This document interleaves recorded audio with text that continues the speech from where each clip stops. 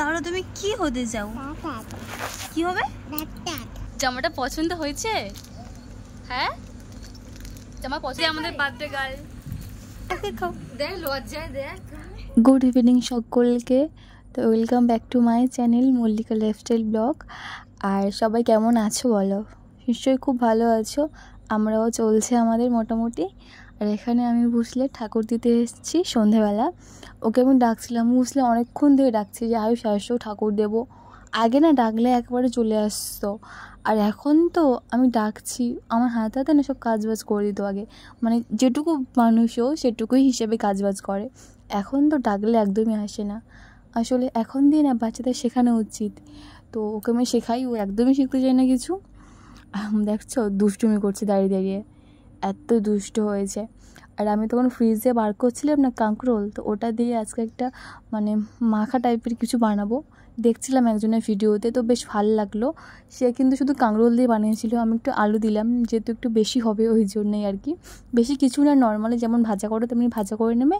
লঙ্কা চাইলে টেস্ট মানে ঝালের জন্য দিতে পারো, আমি লঙ্কা দিয়েছিলাম ব্যাস। আর মিক্সি থাকলে ভালো করে পেস্ট করলে ভালো হয়, আমার কাছে তো মিক্সি ছিল না, ওই জন্য আমি হাত দিয়ে ভালো করে মাখিয়ে নিয়েছিলাম। খুব সুন্দর না খেতে হয়েছিল, একটা অন্য ধরনের জিনিস, বেশ ভালো লাগলো খেতে। আর এখানে বুঝলে আমার মা না শুয়ে আছে, আর ও কেনই দেবে শুতে, না শোবে না, ও শোবে কিন্তু অন্য কেউ শোবে না।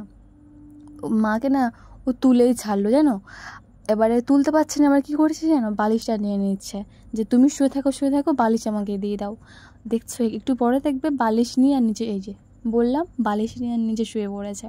তো আমি ওকে জিজ্ঞেস করছি যে তোমার কি বিছানা নেই? বলছে না আমার নেই বিছানা, মানে একটু অস্পষ্ট ভয় বলে, এখন তো ঠিকঠাক কথা বলতে পারে না, যেমনই বলে আমি তো বুঝতে পারি তাই না। আর এখানে আগের দিন তোমাদের দেখিয়েছিলাম ঠাকুরটা নিয়ে সারাক্ষণ খেলা করে আরম্ভ করেছে। আর এখানে বুঝলে আমি একটা লাইভ ভিডিওর জন্যে এরকম রেডি হচ্ছিলাম, ওটা একটু ভিডিও করে নিয়েছিলাম, তোমাদের সঙ্গে শেয়ার করলাম। আর আয়ুষ আমাকে বলছে তোমাকে খুব ভালো লাগছে।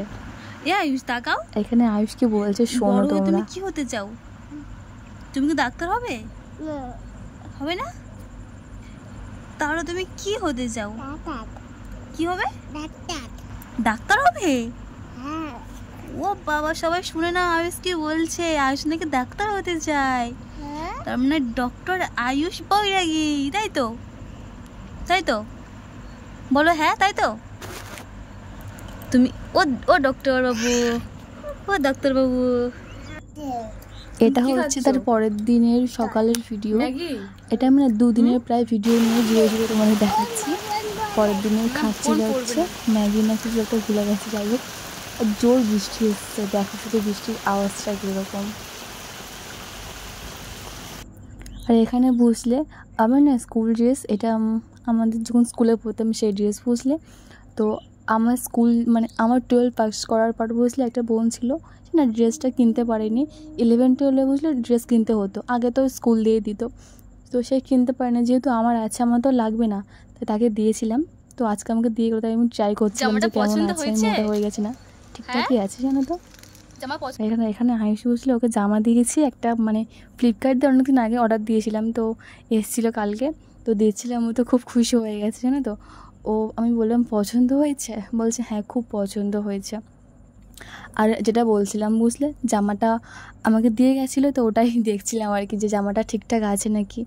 একটু আমি ভাবলাম যে হয়তো জামাটা আমার হবে না, কিন্তু বেশ মানে ঠিকঠাকই হয়ে গেছে একদম, মানে সেলাই ছিল, খুলতেও হয়নি।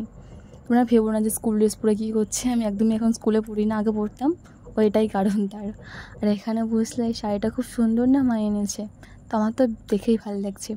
মা না কিছু অনলাইন নতুন কিছু আমি ফার্স্টে পরে নিই, শাড়ি আমি পরি না কিন্তু আমার বেশ ভালো লাগে, একবার দুবার পরি তারপর ব্যাস মাই পরে। ওই পরেও কি ওই ভিডিও করি বা কোথাও গেলে একটু পরি, বেশ ভালো লাগে, শখে পরি, কিন্তু আমার সবসময় পরতে ভালো লাগে না শাড়ি। যাই হোক এখানে বুঝলে আয়ুষকে না খাওয়াচ্ছিলাম, ও না দুপুর থেকে কিছুই খাচ্ছিল না, তো জোর জবরদস্তি এখন ছাতু তুলে নিয়ে ওটাই খাওয়াচ্ছিলাম। দেখতে পেলে তোমরা বার্থডে কালকে, ওর আজকে না জন্মদিন, তো ওকে সবাই উইশ করো।